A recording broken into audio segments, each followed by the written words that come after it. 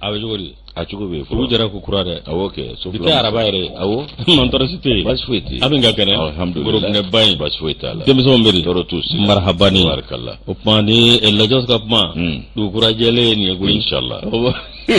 amme doge awo ya rabbi alaka jamana mbasi amin alaka jamana den alaka akili nyuma ndama amin nyemo alaka akili nyuma ndi anu bela jelema muro ambi fenfe nyini ni nyuma ndo kan nyishi jamana imma alaka bela jele ke akasebaya kono alaka bela jele sabati o ni mamunum be ngone jude bula mi kan nyishi jamana imma muro alaka akili nyuma ndi anu bela jelema an woni bi dongo do ambi do ke jamana nyi an se de yoyi wara ani an hakilina ne an ga fiye fere munun ndige wala sa jamana imbi bo geleya min ngono anam be se ka deme min na se nyimo ma u ka galabu soro wala sa ka jamana imbo dinge kono ko sebe ma muro ne ko karafe abe ma min bolo bi o ye makannaki makan le bluffeur no boray mi réalisation awa tapli touré atete au féminin dramani gone muro aleve difula jamadugu kumbo kefa kuate awa keta ka angoloshi muro awambinyi marundaw kata se maru tamburama olube marketing la Zakaru Fomba monsieur le directeur no bora El Haji Margachen Daw kata se El Haji minye papa balo kanu bela jele foku wali mando sebe muro aminga kene mantoro sitala koni alhamdulillah fatika yadun abi kilimpi sana fo kam madame kilimpi après elle c'est elle guichet unique clé fati unique clé opma kelende kele iniso namba sana boga nungelen ji ale do dere yabara anga darapo ka yanga ko fina ka fili ga kaya ajuma kaya dedo awo ale ka chorwa to ko dale no salde reunion do la douane go aljuma kaya obeke ko nyuma de obeke ko nyuma ko fo inshallah note ma do yake lu to ko ti fore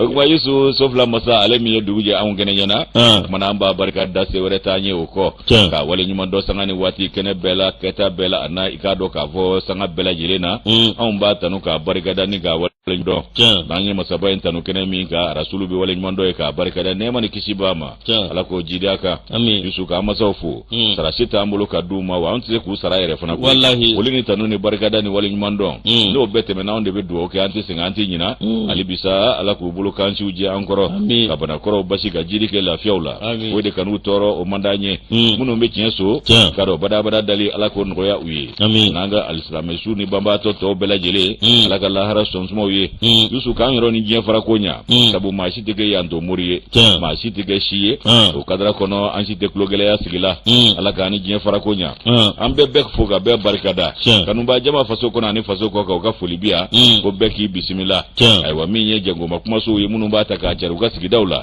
unu ka ikado kanu ba ambu bela jele fo ka ta ikado ka ifo kidali ambe bela jile barkada min ye faso re ko kanai akacha ikado mamunu ma naji anu ban lame ko amanyi nani shiko sabu mati kanu ba bedo ku beni nyam kuma ka benu sigoro chugo wi sigi kunye kuna funi kwe ongu na ye fasili sebo ontako kono kuma ukolu sokobe o kelengele u farala nyonga wallahi ona ku gartirewa ndesani o kuma na kulo nyegele joko nyuma ni nyama da ko nyuma ambe duwo ke ala ko no yanka no bawi ala se ko nyuma no ya anyeru wi ka mabe ka charanga nganawdo yo ko latigini ne ga sujuru tiru olu ala ko no ya ufana ye amin nyama yazo ile uruga folike ranyonga foli ambo faraka ambe do indicateur de renouveau la alunda unaka jama kalmu kala tigudo ambo foni sanga ina nga kalmu de blala ordinateur ya andorogla kuye kalmu lo wa be ordinateur odo kuyi na boray akobe ka telusi sa renouveau imprime facilité kala ni maru suko bate anaka chedo ambo fo nanyulu fo yusu ambe ikado ka fo suya kolatigu kanyama yaso bela jele fo ko beki bismillah saha ni alaka so muro montage ma manyini ko amunyini ko de je koroba ani Mohamed Touré anaga maw nuka jama kula amu befu iga kamaleni El Haji ni ya fo bisa furula fo te jukuro tata jawara che voilà tata min fo mba magoto kama iba magoto kama musokzeto manyema wende andravana lugone ay se musokzeto andriner azizen ko aziz kulubale ani musokzeto jera jawlu tara egli musumanu takana selection international contre awo ali nationalité bo et puis ali Burkina muso kumbia awo la jinetaw anye ni be yanno awo muso ko wari muso nana awo tata nanga mo be farala nunu ga ko muso kse jaje e farafina muso kse to ne be awo contre muso kse be farala contre nouveau kelembe ngo muso dum fana ga kse de ngo tata ngo nunu ye muso kse to ndo ye ko awu do de wa be kai wajibi ka torma ngo mramso sélection internationale ngo na jete no de ngo akwa mbeso nga ibara mingera mia 4-3 drone anga sélection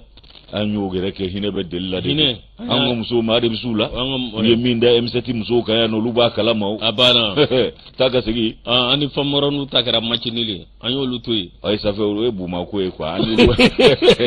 ani magoto buma kama ça fait on vle ni anta akeka to mala a datu ila quoi nyembi nyinu fedro ya sa klonga jadure bi jeni ko dodi nyembi fedro ngo ayu marqué à distance ouais famoronu ouais woni min taru ciwla nga makenya nan te entraîneur awo fo mama genou déplacé te awo awa fo make awo gafure tara sur aller tara coalition gay avec les arake ara kulubali ara tari ichi dola ala ara kulubali okay ara tari ichi dola ame momin kalama ara ichi ola dora ara yele na sanfe ne mi ko che ne bolla ka tege jo no kunte bon appétit ara pumbe no kuma ge muta da garagara la kuyi ikura ya kuna ja kuyi ala ga dura ja arabi ni otenyu waede ala ko sosa ala ga dura ja muranga do fasiri kono okake Yusuf la kungete magwanyi sigi kuye fasiri kuye amba kara kuruka minye histoire de Bamako e mbe donale ni donane histoire de Bamako e minye ikado mali pharmacie u nyere etigila mau o ku be ikado manyema ola donne ya kabisisa kabi kele ubafu ye ni ko make koye okumana kulu be amo oka ikado keta bela jire glo minye laboratoire privé ni pharmacie privé ko amote barake ibli ku ba ko be glo awo kwa be damne marsi kalo kile folo la ya jara ale yan kuna foni bi ikado soir de Bamako konna la ya ka fola akoko ni Senegal je kulu fla mi be ikado pharmacie ani ikado ka fo laboratoire ko fo ko kuma ko luye ajira ka fo ko femi u ka facture uye a kulu ka facture be ga nyani ka te ka sara kuma uto menyonga ko buruburu te ga soro o ko be femi fo u be communiquer ke ka nyeshi ikado jamana amarabauma ani manyema uma ni ko make koye yani marsi kalo kile folo che ko amo abara tike uluka ikado yoro la tuguni ku ba bela jile glo fe mi ikado laboratoire privé we ani pharmacie privé ken re otolu yewa o kuma munu be analyse u ke ani munu be fura fere o kuma ko maskalo kile folo na ya suruka musa ga ko manyana bo ba fulani mugani sawa saina ko amoko ku ba glo ga chega dawla tike tu bala ka ngi nde kuna funduma manda anklo la nyima ay wuli nyega soron na awo ay wako ni bagabaga mi ibaye ka fo ko abisonga jugu ya demba ya chama mali demba ya chama be amoko ngembe ulujigiye akembe ulubulo madayoro ye kunna foro ko glo communique mbora ka bi akere ka do manfu klo la kibaro ya goma ikwe mi ka do ko sina poso aleni sina pharma nunu nye ka do jefulu ye munumbe ka do pharmacie ani laboratoire ken re yo ko fo uye bataki ken ka chi ministry manno ye ken ya ministry ani ka do maya ajiri sira okulogiri ministry soye ale ya jira ka fo ku bena ikado bara glo minye amo service ye ka tege uluka pharmacie unuka laboratoire ulable ka sabuke munye kulu kan na fuloko ki kado ka glo nendo abe bisi basa kono factory udambe utika sara okumana ko bengandu de do benga mimbe ikado ka fo assurance maladie efo obligatoire ko fo no e amoe ko bengele do aka ka fo ko vemi ukashera kiseblo fara mimbe no article 42 ani 40 ni 42 bina ani binani fla no be ikado ka wati wari sarali wati ko fo okumana ko afora ko minyi ikado ka fo pharmacie we uluta kletalin duro kletan duru ka warkanga sara o minyi ka do laboratoire wesa uluta kalo ka warkanga sara o ko minyi o ko nunye ko factory dambe jonka e no te ga bo uluka buruburu te ga soro ulu me ga barake ni amu o kata bulu ye o mana ko minyi o ka pharmacie ken re yo ni ka do ka fu laboratoire ken re yo we munu mbe igira do mawji gi koroni ngula kulu na ko glom volo be minyi ka do CMSS ko ulu ni ye jate mineke ulu ye ulika jocha manke njageda nun grefe u ka senika jekulu fula cogo mina nyebse ka sura akola kalama do nyina ka benaye ko ni jete mineke alibi be mimbe ikado ka fo ulu ka laboratoire nu ka ikado pharmacie u kofo ni ikado ulu be baraw ke amoko angu ka sara duma ko ni yo jete mineka fo ko bela jelete ka nyana bo kwa gloni ngawsa ulu mana bara tali nyetuguni o tumana ko fo ka tase wati werema wati minu ma buluda fo na nyana bora kuma mina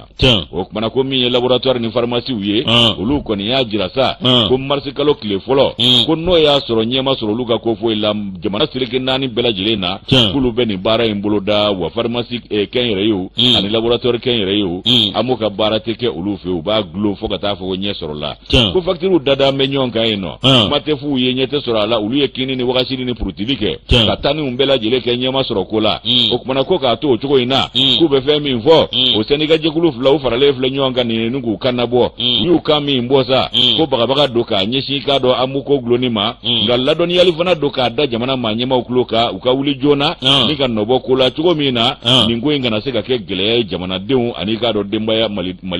malidonga demba ya uma ku ka wuli jona kan nobo ningo ina ni wele de blalendo ya sa kana na ke gele ya kurayanda abana ni yella ya jaraka no bla sewenya anya bo soir de bumako kono bido muro soir de bumako ni ale bla muro ne bi sewenda sebe mini mata oye annoncer malini lagine ni burgina muro awa minye kabini wati mina ni ma fura ka fo ni jamana saba ko lu bena fara nywanga ka hakilna ta ka kunvlina ka kelenyi ka jigiya ka kelenyi muro awa wati mina ni ma fura ni kuna foni ngone amate me mawnyina ma minye malide chama lagni ka chama burgina be chama minye ulu ko ni yaku ka baro ka kanyi babi bosi daba jilela muru musu tato nasa zerala yalma anga chake dabola ne kuma ko ni be ni min flani mi ikado nyera la ko awa mi akoko ni ko ma ko no kwa kan no jogo mina kama no tede muru no kera madam ne volo apma fa bela jilela bo muru mi no kera anga wari oluna ke keleye mi awkado president ngona nyini mi ambi kaminda kami no be jamana saba yembela jele labo muru amse go ke o kan wona be ba wona ka be ko juraka be ambe nyana bo ba be na bo ango kan langa office muru ko na nywa na chama mi akwani awati ko mi saka jia ka foko akodo ko min saka kewa ko makoni ngalo maye muru ni chama be olu ko ni jigiya ni ngoe parce que olu ba do ka fo awni olu ni nywanje jate demba ni nywanje jate de munum bela jele kele tabia ba ni nywanje tabia munu nyekele wa tabulo ba ni nywanje tabulo munu nyekele nyi muro opma awakado ko no ko ningera ko bi kaso awakado farafina jamana wore munu be ko lu bese ka misalita aunda inga ningat la ko nywa na ladege beki yere soro ala ka nguna ja beri amina ya rabbi da do kamara nyale ka fasri anyabo annoncer kono akuma fo anika do mangutu ka chaya shima koro ya shi John Sranedo nous avons commencé à 15 oti wajibi nous te partir à 15 oti wajibi onka voilà na fora 15 o 15 kungoeke abana note G5 Sahel magaje kati ya aba okara ko ma bampe wa abana ja makilisate dubachi ado dubala no dubai la no dubai ndano gora ja mali re nisani ni jamana sabaka faranyonga mba finyina tasmadu amsinga ke shin nyogona yati ay tasmade do fadema ani fade njuguma abana kasabuge minye ulu sago shit na soro farafina bangunga tukuni abana wa mawero ban la dege ala wati mina carte de séjour be ka boko dwa carte de séjour alasan ala baboya boy alasan be kan carte de séjour o de be ka sabuye awo count ngai ninge o de be ka yere sabuye yi hakli to kuma le ko klishi ayo min damne ni o de be ka kasabu juguye awo sabu alengania abe daga wuli abana carte de séjour ni mamata séjour la ndu ka carte babla abana atna nyime yenya makujia no ke ka nyema kupuna che abana yusu mi nouvelle horizon ba leta ni nouvelle horizon ta ikado mali ni risila ka jengo manyonya kikaro ka fokwa ko nimbe ka getare katafe mi nye risu kala sigidenso mami mbe no nyeshine do lakana ngo ko nya bela jele nya na bolima aya sugo doni katabu au ngala kana tigila mauka manye mabaye no directeur général de la police nationale yusu ye ɲɔanye a kɛra tare ye fɛn min ye directeur général de la police nationale inspecteur général Suleiman Traoré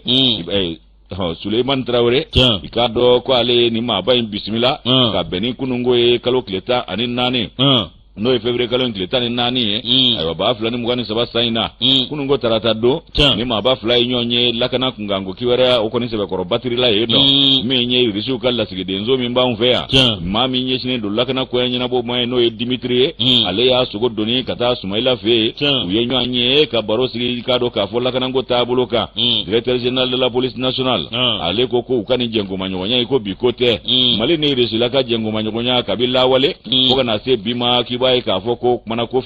bisibasanu yera la nka a kolo donna tuguni ni o ye ni kura fiyɛlen a ko la a kun ye jumɛn ye i b'a ye k'a fɔ ko fɛn min k'a dɔn hakilinaw ka ta fɛn min ye ka ɲɛsin lakanako nasira ma anw ka jamana kɔnɔ Mali polisiw olu ka maa ɲɛma a ye k'a dɔn nin lasigidenw irisi lasigidenso maaba in ale y'a bisimila nin kuma in de kunna a kun ye ka kolo don an ka i k'a dɔn lakanako la hali bi k'u dɛmɛ ni dɛmɛ ayiwa min ye inspecteur général Sumayila Traoré ye ale y'a jira ko irisiw k'olu bɛ Mali kɛrɛfɛ kabi waati jan o ko irisiw fana ye sengolaw ye sengola minnu ni i k'a dɔn u ka sengolaya a bɛ se ka kɛ sababu ɲuman ye i k'a dɔn jamana wɛrɛw ma minnu fana bɛ yɛrɛ kumabɔ ɲinina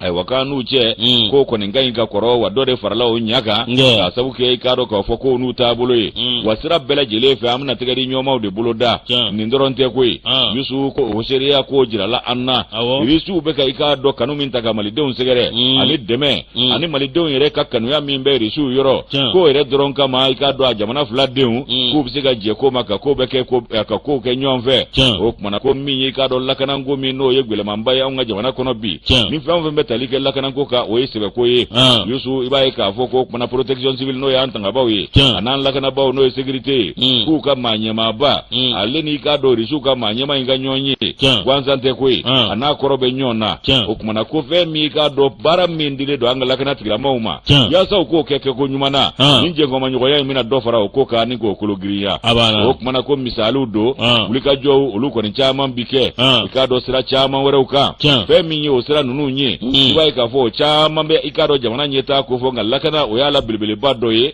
lakanako kɛn bɛ gwɛlɛmanba ye an bolo o kumana ko fɛn min i k'a dɔn k'a fɔ irisiw olu ka fɛɛrɛ tigɛtaw min ye lakanako nasira ye ani Mali ale mago bɛ lakanako taabolo minnu na ninnu bɛ bɛn ni ɲɔgɔn ye o kumana ko fɛn min i k'a dɔn ko irisiw ye anw ka wele jaabi kuma bɛɛ waati minnu yɛrɛ la ni gɛlɛyabaden bɛ an kan ni diɲɛmaa tɔw bɛ k'anw kɛlɛ k'o kɛra irisiw ka kokɔrɔba don waati ye ka se anw ma k'o tɛ kura ye o ye kɔrɔlen ye wa kabi waati bɛɛ lajɛlen na gɛlɛya mana Mali sɔrɔ waati o waati maa minnu b'an ka wele jaabi i k'a dɔn k'a fɔ irisiw don wa k'o tɛ biko ye o ko kɔni bɛ sen na ayiwa gɛlɛyabadenw olu y'an ka jamana sɔrɔ an y'a ye u ka misaliw ye u ye fɛn min jira an na ko o ye i k'a dɔn k'a fɔ o ye wasakɛ o ye wasakɛ ni Ala sɔnna a ma an ye nin bɔ Nouvelle Horizon kɔnɔ parce que jɛkulu ka nɔbila sɛbɛn don u ka bidon bɔli don Moro ni y'o bila ne bɛ indépendant ne b'ale ta Moro affaire dɔ bɛ miliyari 5 min n'o tun bɛ Sonatam ani avocat dɔ min ye an ka douaniers ni ɲɔgɔn cɛ miliyari ka di koyi Moro ni miliyari 5 min filɛ nin Moro jaja avocat dɔ ko caman tun bɛ yen olu tun bɛ ka kɛ an ka jamana kɔnɔ Moro dan bɛ ka kariya caman na yɛlɛmabila tun bɛ yan dɛ kabini san 2018 fo nin ko in kɔni tun bɛ sen na min ye maa dɔw bɛ yen olu tun bɛ jamana nafolo kɛ filamɛriw ye min ye avocat dɔ miliyari 5 jaja Sonatam olu tun bɛ avocat dɔ min ye u dédouanement u ni douane ni ɲɔgɔn cɛ jaja douanier dɔ bɛ yen min avocat dɔ kati douane na Moro ani ka dɔ trésor avocat dɔ Kulukoro o jɔjɔ olu tun bɛ avocat dɔ min ye nin wari kɔni tun bɛ minɛ Moro nka wari a kan ka bila yɔrɔ min na papiyew bɛ suuru nka avocat dɔ wari kɔni tɛ suuru Moro ni dabaliban a ye maa caman minɛ nka min ye tiɲɛ yɛrɛ la ni min filɛ ni avocat dɔ a ko a maa minnu y'a kɛ olu kɔni i ka dɔn olu bɛɛ dulonna ka b'u nɔ la a sɛgɛsɛgɛli bɛ sen na ko in a ko bɛɛ lajɛlen dira ni inspection de finance ani awkado awamini adira uluma ani kado ministère bi be do ministère de l'économie et des finances olu kon be awa sekeskelila ni ko bela jelela muro awkado mini directeur général de douane mali awkado ale koni de yeni ngo bela jele ale maubla kata ni ngo sekeseke muro awkado directeur kon mi dablo baranzigide ay wuliga josu ko bela jele ke mi jaja awkado ale na kam no kama do be olu ni affaire jojolima jo mi directeur général douane awkado kasinga ni guno poite muro kunate akukata abla kuyi akwata abla wasanu fana kuka wogobere yo che ni inyi leseni ngama kuka banyinguru kare abara nganga tafe muro mi ye awkado douane ma nyema amuru kunate ale mission wuli fo chien saba mi kata ni ngo seka olu konu tegada akobela jeleka mi inspection de finance ani ministère de l'économie et des finances olu konu bo wuli ka jola ka seka li suko bela jeleke mi ye awkado olu be ka seka li bela jeleke mi mbato ni ngo awa mi abela jeleke se ka dakeneka muro ko warti mangamve nyedo de ni nga warko la dro muri basoro nyani bora fa do fe ni wati laba nunu nyi ni kuma ko ni bese na muro jaja awkado sonatam meshaki doke shaki awkado trésor public alini awkado douane ni nyanje ma do be nolu e barakelaw ye awani ro ko fle nuna olu mede na flo ni nga flameru kate papier gwanzanda muro awami douane ma nyema ale ko ni ko jojoli majo ka sekali bela jeleke muro katanu gundo waraka minye awkado ni jate mineke anga jamana kono muro awa minye douane gone ale joro flanai mimbe awa warido anga jiginya so bakono muro kosa na awkado milliard kema wolobla muro yode shuru anga jamana jiginya bakono oya ya milliard duru ngana muna onatabe kunate ren nasoro ni ngoyengele do wanda mani wogo betano do la bunan do ndapu abana nasoro amami amama ku adum na kasoro ale feyere awoke muro wodi sinze me kabla monyo yoro la nimi frati doro ibi kara kono angata muro donde kati mi awanale be kulugoro fe mi ni ma ko fole muro mina munum be bo Senegal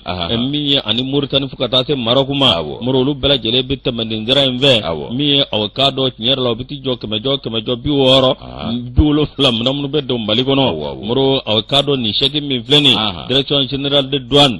ikado ani trésor olu trésor public muro olu kon ye wulika joke ka sekata like notra kataje ma don no fe no ye babi maiga ale awkado awami ale be section recherche la inspecteur de douane babi maiga section de recherche de la direction générale ataka koni nyashina alema muro ani muso dobe no ye awa traore muro awkado olude kono gumbeni na folo olude mba amine ninga a trésor takola muro hikado nyera la wati mina ninko bela jele kerasa mi nyera la una na karanu bela jele dlo nga wuya ko sege ka tu teke da receveur général du district de Bamako ma sabana zoro lala ko kuta dabla de ni ko ide ministre ko kwata dabla douane ma nyema ko kwata dabla wa ko de ulle ni sa moro uya ko sege do bita tuma fe mi awkado ma dobe no receveur du district de Makoy moro awkado ale ko no wulila ninga bo anola kama dobla anola moro no Amadou Kamara ye moro awkado ni ko sheki ko ngoni abise na ministre ko ate dabla fa ka dakene ka no sanuye ministre sanugo ko fa bele jele ka dakene ka directeur douane ma nyema ko a bele jele ka dakene ka a bele jele ka fese moro awkado nunu ne bike sobi minya anga soroka yagubaya moro ko na mangoloshi malido ere ko antuna kengere ka ere furufarawa na farato be barala minya ka baraka kanya wala sa jamana bil lafiya chugomina jamana sorobe yagubaya moro do bo ka fla merwe moro ko atinya chugoshila mato ko ka ma million joli do ma fla bi idame ko ka abana ma so do re ma kelimbe abana ma shi jijala abana wa anyere di te ngami occasion re blaga teme fiu abana ni ko ide moro wango ko ni be fanga noy an yere man ma yere de ni bete ministry an yere man an go fanga fana man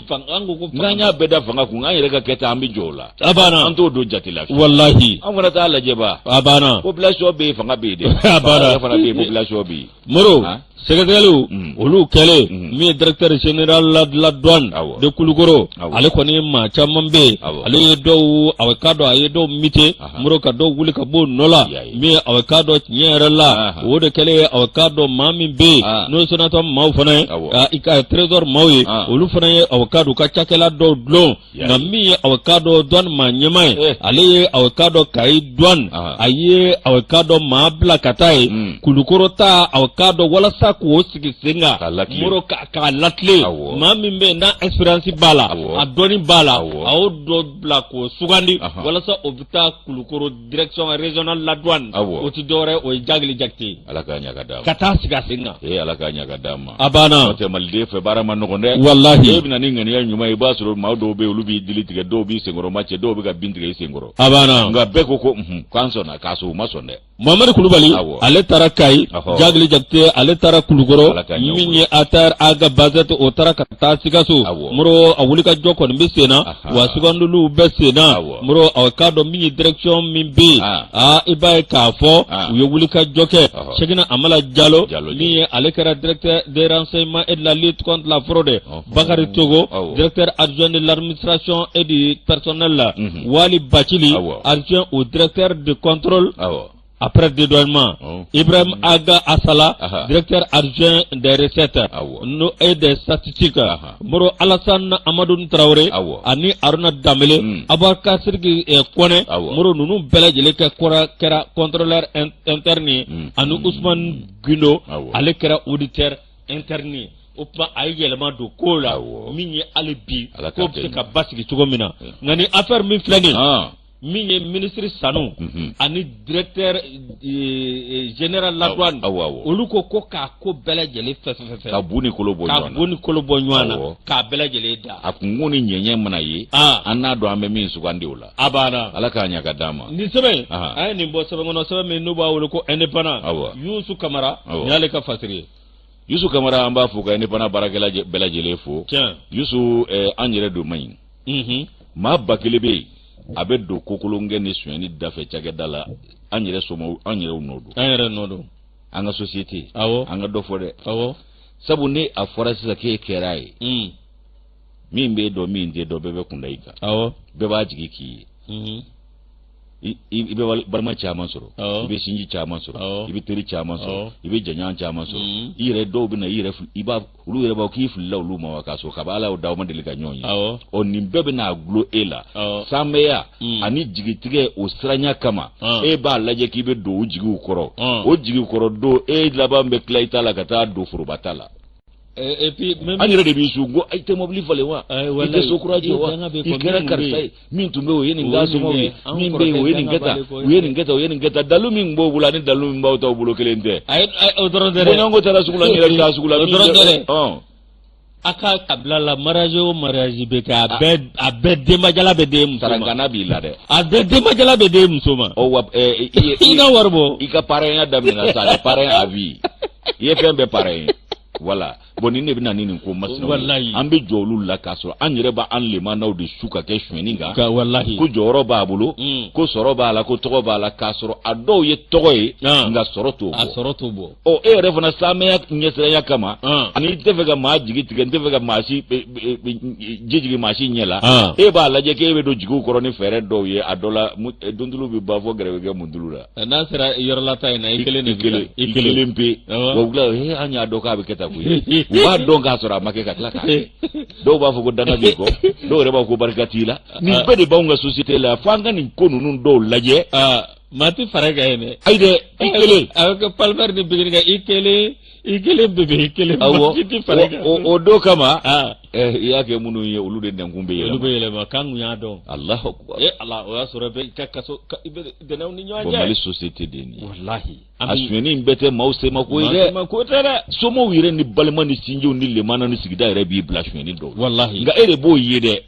kallemani ya kajako ka ala takuna awalu go kikaju wallahi ala be benga no te ala yɛrɛ ma bɛɛ sɔn abana e kɛra jɔyɔrɔ tigi ni e na se ka bɛɛ sɔn ayi e fɔra dɔw ko ala dɔn na fɔ e ko ala awɔ o kumana jateminɛ ka kɛ ko dɔw la taabolo dɔw b'an yɛrɛ ka adamadenya la a bɛ maa se gɛlɛya man nka gɛlɛya mana na i kelen pe abana wa o degun mana na ni ala yɛrɛ ma fari kan maa si t'i bɔ abana nka i muso ni denw de b'a olu de b'a lanɔgɔ kɛ a tɔ bɛ kɛ ala k'an kisi k'an n'a cɛ hali dumuni dila tɛ sɔrɔ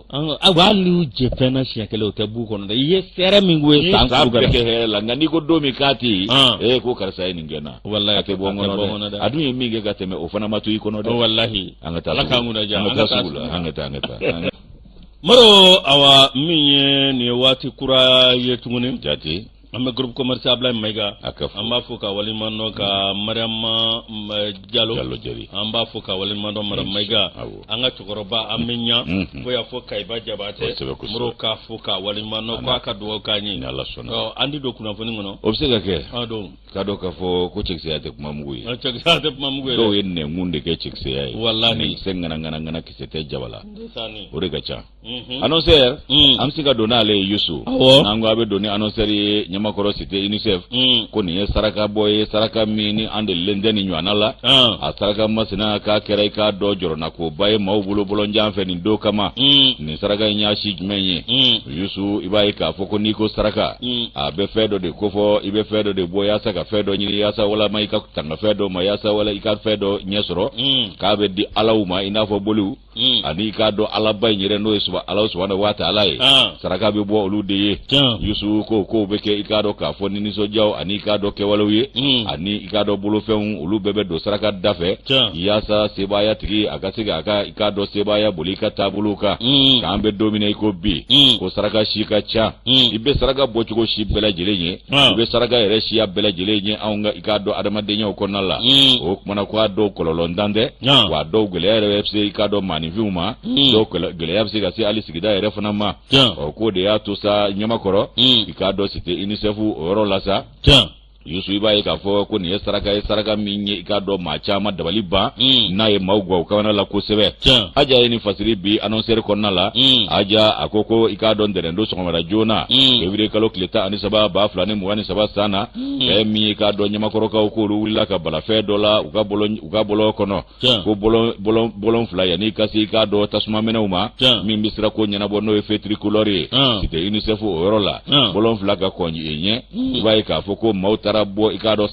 saraka dɔ kan a saraka siya ko ko maa kun delila ka nin ye fɔlɔ wa a kɔni kɛra dabalibanko ye tɛmɛbaaw bolo maaw kamana guwana wa a ye tile kuuru bɛɛ kɛ maa si ma kari ka maga a la ko nin bɛ i k'a dɔn hakilisigi ni ɲɛmajɔ a b'o de laɲini an fɛ ko sabu bi ma i k'a dɔn a kɛɲɛ ko tɛ yen Yusu ko denmisɛnnin yɛrɛ minnu bɛ yen n'o olu ye negetɔw ye u tɛ tɛmɛ fɛn na ko maa bɛ se ka siran olu fana ta ɲɛ kosɛbɛ ko sabu ko nin saraka masina minnu filɛ nin ye i k'a dɔn ko denmisɛn dɔw yɛrɛ fana bɛ yen k'i b'a sɔrɔ olu kɔni bɛ i k'a dɔn gɛlɛya kɔnɔna la u bɛ degun kɔnɔ bɔlɔnfɛ denmisɛnninw don o kumana Yusu ko dɔw mana bɔ nin saraka masinaw kan u tɛ se ka tɛmɛ a la cogo si la a ye ko yɛrɛ fɛ o kumana ko saraka in y'a si jumɛn ye ko lahala min yera nin saraka in na an ma deli ka nin saraka bɔ masina ye Yusu k'i b'a ye k'a fɔ ko de naji dumanba k'o dilan k'o kɛ ka tasa dɔ fa ka t'o sigi k'a dɔ bɔlɔnkun na ani k'a dɔ bagan kunkolo o dilanbali o tobibali o fana bɛ minɛn dɔ kɔnɔ o fana sigi b'o kɛrɛfɛ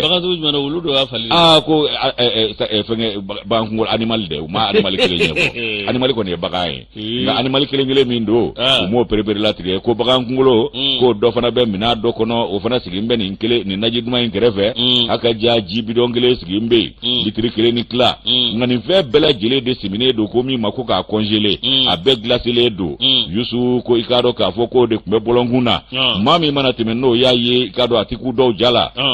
Yusu ko ni koli dalen a ye tile munmɛ kɛ wa tile fariman bɔlen o y'a glasi bɛɛ yelen ka bɔ a la k'a dalen to o yɔrɔ kelen na yen maa ma maga la maa ma sɔn ka fɛn wɛrɛ kɛ bɛɛ kɔni bɛ tɛmɛ k'i ɲɛ ŋɛnɛ bɔ a la a kɛn bɛ dabaliban ye dɔw taara koori a da la ko maaw sirankun ka maga la suya kana na s'i la walama ɲɛɲini a mana kɛ ɲɛɲini min ye o kɔlɔlɔ kana na s'i ma an bɛ hakɛto ɲini jama fɛ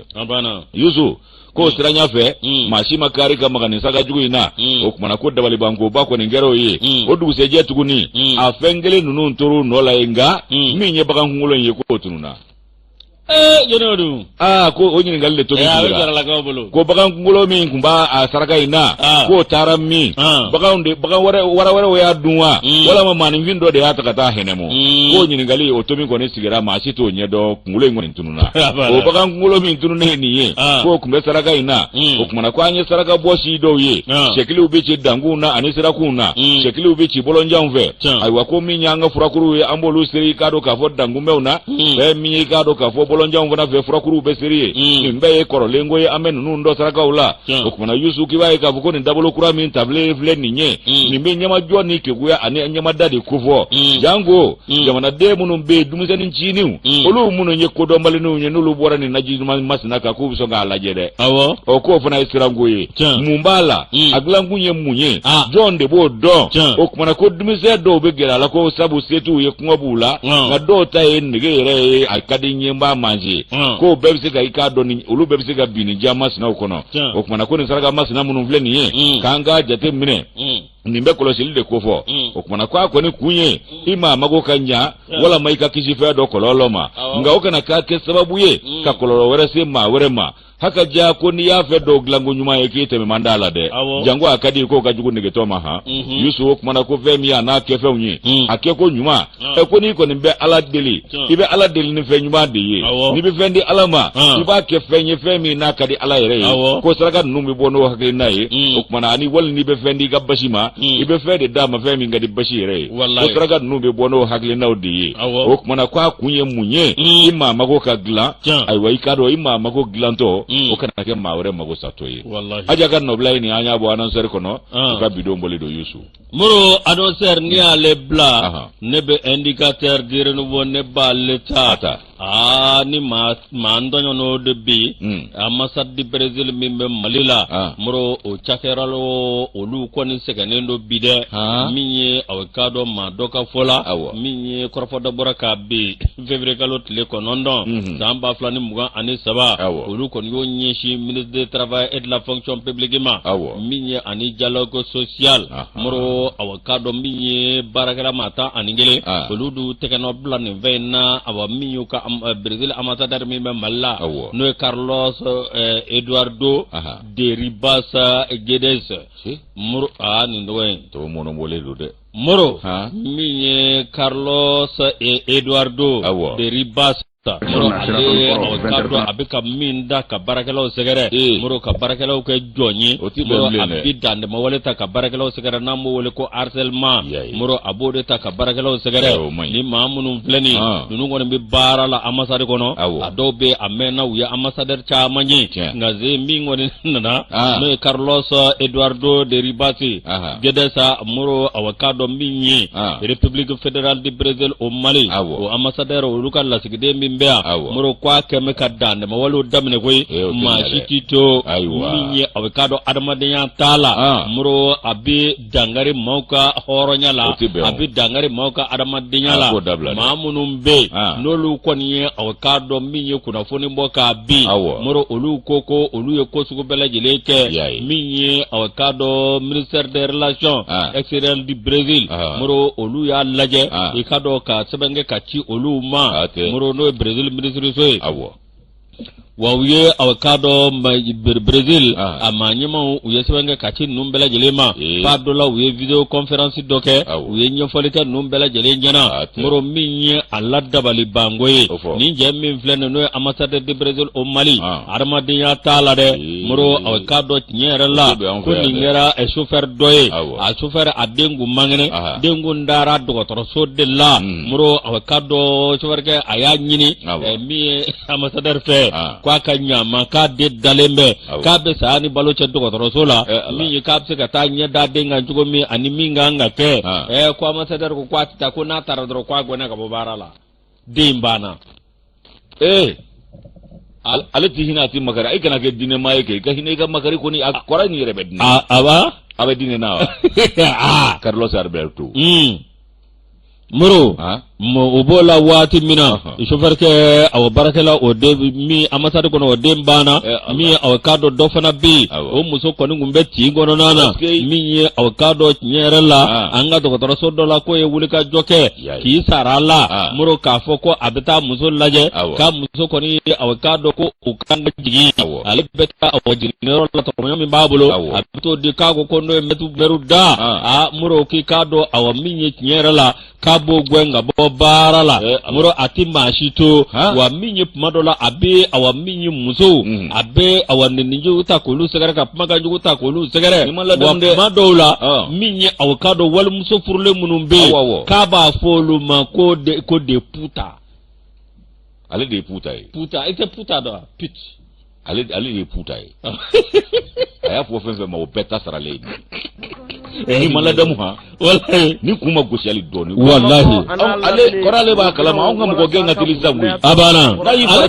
atano mali yele manade awo abe nyana ko ni binya ya mblewo wa kuno e bitere na ye ni jamani ya nwa wareka aga na ko dugo de aya fo ambage abana ba fu malika muro abe muso la jaba minye barakela munu ba bolu la jaba akasira tala tinye kinga ge muso ka ala titu ati mashi jati minye avocado nyera la ni min flane ministre de malien de charge ministre de malien min be no nyesino no nyoro ko volema muro nungo ni avocado ka gelea uya bele jeleta kata mada okoro avocado awa minye oluko ne meka sikonali keza minye avocado ambassade de Brazil aleni avocado Mali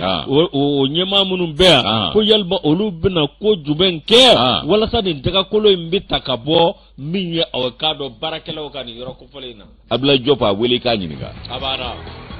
arapele ka nyiniga arapele a fait min vole no ni tien do akafuta personne en garata wal personne non na garata ma mangoni an ve abi ko de fora personne non da garata personne non garata o de fora oni chema ko manga foma ayiwa renouveler wulila deliko la tuguni de awo renouveau foli award ni ko filanan baaraw daminɛna walasa ka voter aw sagona artiste ni producteur DJ aw bɛ se k'u ka kɔdi ci SMS fɛ numéro min na o de ye 36 087 catégorie meilleur producteur aw bɛ maa minnu sɔrɔ o ye MP1 design MP2 Prince Beat MP3 Lil Ben MP4 Tunkara Jigi on the stage ani MP5 Big Boss Music Brazil puta abi puta sini puta awo nyanga mzobe tamone boli nani alachi atati to marana ndabe nguru eni gatere rubo male taizo neni gaterta lagana balia ale kumati banfola de sanati bana lagana balia mi yikado kalanso manyema do ikado bingani gelo fleka bonani na ke masina ikado ko directeur d'école ale fara ikado ka fo bingani gelo fe beni kuna foni mi mawu misimisi kosebe aye mawdu sugun kamikami ka beni tarata donye kunungo ay kado kalen gleta ani nane wulakle watu wula kuna foni boraka bi ka jira ka foko Sanusi Tangara ko kado ka foko bingani ngela ba manji do ya bonani na premier sigli o directeur kundo ale kado ka fo sumuni yo ko beka o beka bu min fe o de ke masina kapuye olu bela jele be segu o marabolo konnala yusu ibaye ka foko fe mi ni wati nye ko mashite jekulu shite mi ya foko olu de nodo mashite mi jora triya koro ko koni ka fa kuma do nga koni bonnani na o kuma ibaye ka foko kunungo so mara jona ikado mi nye Sanusi Tangara koni mbo a wulilesa abella be una ka bita ikado aka chegero la ku do de snaga na balati ikado ma do mara mafendigi do so mara nige nyige yogulon fla wati no setere ala gozo yusu baye nunu de snaga na stuni ma ko vole inga o kuma baye ni yoro ko vole munu vle ni kwa yoro ko ni ko manga to ikado nyangi baliye kana ni ko masina ke ko make ko manga kede amanga to nyangi baliye o kuma na kibaye ko bandi munundo mara ma fendi do una na balani ma ko vole na setere wati ibaye ka fo kata muguti alla ka bone anina yusu o kuma na ko femi kado ka fo uye fere kura de damne ni ye bandi uye kalanzo datugu ka papalu ke ka baga bagabagaw kɛ kalankaramɔgɔ minnu ma u ka papalu jate ni u ka bagabagaw jate f'olu taru ka baara kɛ ni ko fasa y'a laɲini cogo min na u bɛ ka a daminɛ sisan k'olu de bɔnɛ u ni na ka jatigɛ ani siranya tɔ bonya i k'a dɔn maaw dusukun na kalansow datugulen u kana dayɛlɛ fiyewu u y'o de laɲini o kumana Yusu k'an bɛ se ka fɛn min fɔ ke Masina ale commune min bɛ yen nɔ i b'a ye k'a fɔ ko olu dagalen don ba jeliba o danganda de o bolo de la ka taa u dagalen don ba jeliba dangan bolo fɛ ka taa cogo min na i b'a ye k'a fɔ u bɛ se Segu marabolo de kɔnɔna la o cogo kelen na commune ka dɔn o kɔnɔna la sa i b'a ye k'a fɔ k'a lakodɔnnen don ko tuma bɛɛ i b'a ye jatigɛwale kɛbaa tigilamaw bɛ tarabaso ɲɔgɔn na walima u ni donsow bɛ tarabaso ɲɔgɔn na ko u ni donsow sera ɲɔgɔn ma waati dɔ la Yusu ko o su ko ma bɔ foyi fɛ donsow ye i k'a dɔn npogo kɔnɔ kelen d'u la a san 2 ye nin ye k'u bɛ ka segin ka n'a daminɛ tun a daminɛtɔ de ye nin ye ni fɛɛrɛ kuraw ye min bɛ k'a dɔn kalankaramɔgɔw ani kalanso ɲɛmaaw k'olu bɔnɛw nin na yaasa maa tɔw ka siran kalansow kana dayɛlɛ kalan kana kɛ wa lakanabaliya ka kɛ maaw sigi ɲɔgɔn ye o de y'olu ka daamu da sira ye lakanako min filɛ nin ye Masina a n'a nɔnaw la ko fɛɛrɛ ni dabali bɛɛ de ka tigɛ k'a lakanako kologiriya Masina ni Segu dugu kɔnɔna yɛrɛ cɛ ko kilomɛtɛrɛ damadɔ dɔrɔn o kumana Yusu i b'a ye k'a fɔ ko min ye i k'a dɔn k'a fɔ maa caman banbanciw ani i k'a dɔn jatigɛwale kɛbaa tigilamaw caman taalen d'u daga ni yɔrɔ kofɔlen ninnu na u to ka bala kana cu maaw kan Masina ani Marikala yɔrɔ ninnu k'u ka munumunu salo n'u ka zole da a tɛ ban nin yɔrɔ ninnu de la Tayiru Male ni y'ale ka nɔbila sɛbɛn an y'a bɔ ni ka Terre de Nouveau kɔnɔ u ka bidon boli don Yesu sisan ninnu kɛɲɛnen don fɔlɔ u tun bɛ kanw ci ka dugu attaquer mais sisan u dɛsɛlen de bɛ ka nin baara u bɛ attaquer nin kɛ yɔrɔ ninnu u folofolotɔ de bɛ nin kɛ wala u folofolotɔ wala o kuma ka fɔ communication ka ko maaw k'u ka mankutu kɛ o mankutu ti kɛ yan n'o tɛ drone wɛrɛ nana tuguni Masumalen a ma ban a nana drone dɔ Gawo tuguni nka a ma ban a ma ban walahi a ma ban fo maaw k'u bolo da o da la ka Mali lajɛ ko nin de ye Mali ye tiɲɛ yɛrɛ la an sɔnna a banna wa dɔw bɛ na ni Ala ka jɛ inshallah o y'a sɔrɔ Mali bɛ manamana walahi Allah ne jigitigɛ Seydou Badian bi sa waati min Ala ka hinɛ a la k'a da yɔrɔ nɛɛma a jigi tigɛ kojugu Mali la ko nin de ye Mali ye wallahi a y'a filɛ furu a ma dɔrɔ ye Mali na ni ni Ala cɛ nka dɔw dɔ fana bɛ na maaw nin de ye Mali ye tiɲɛ yɛrɛ la an sɔnna ni Ala ka jɛ ye inshallah Ala ka lakalasi d'an ma moro an na bi kunnafoni dan yan an bɛ taa douane na Nasira Madi Keita moro an b'a fɔ ka waleɲuman dɔ douane na ka foli lase aw ka dɔ min ye TD ma Tubani Jara an b'a fɔ ka foli ani tani ko lase Umar Kasamara kasa an b'a fɔ ka waleɲuman dɔ moro ka Ibrahima Jara bɛrɛ douane na an b'a fɔ Tubani ka adjoint ka foli ani tani ko lase Fode Kone ma douane na komana Gardebu bon ni ye douane bɛɛ fo ni ma Fati fo foli man ɲɛ Fati Gaya voilà merci sisan kɔni foli ɲɛna moro Tadiawa Jara Ɲamoyi Ture ka taa se Madame Cissé Fatumata Ali moro n'o bɔra Madame Pare Tanti Asufuru ka Somugu la denw b'a ɲugutu dama moro ka Madame Dumbiya Kajatu Kamara min ye Misira ekɔliso kɛrɛfɛ moro o y'an ka musokɔrɔba Worokiya Dumbiya wari tɛ Rose o b'a dɔn an b'a fɔ k'a ka dugawu k'an ye ka Atrosi Aluja fo Bashirina Keita Janginɛ Keita ka ninnu bɛɛ lajɛlen fo Yusu n'i ye olu bɛɛ lajɛlen fo an tɛ sɛgɛn an tɛ ɲinɛ an ka musokɔrɔba foli la n'o ye Musu Danba ye falajɛ gouverneur ka carré la n'an y'ale fo an bɛ tɛmɛ ka grand sœur fo 1008 logement la n'o ye Masiri Yatasa ye Masa n'an y'ale ka foli kɛ